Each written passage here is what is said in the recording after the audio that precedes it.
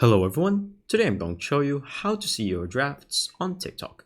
Make sure to watch the video to the end, not to miss any important details. Like and subscribe. All you have to do is to simply open TikTok and then from here go to your profile page on the bottom right section.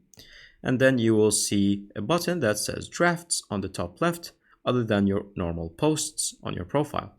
So once you click on that, it's going to show you the drafts that you have and the total size of them. Now, what you can do, if you would like to download it on your device, click on whatever draft you have, and then from here click on next, and then from here going to click on share to, or more options, and you can save to device and make sure that this is turned on and enabled, and you will have it locally on your phone. In case you don't have any section that says drafts on your profile, that means that you do not have any drafts. If you'd like to create any drafts, click on the plus sign in the middle, and then from here record whatever you want, and then once that is done, click on yes, and then click on next, and then click on the drafts button on the bottom left, and now you have it in your drafts. And that's pretty much it. Thank you guys for watching. See you next time. Bye bye.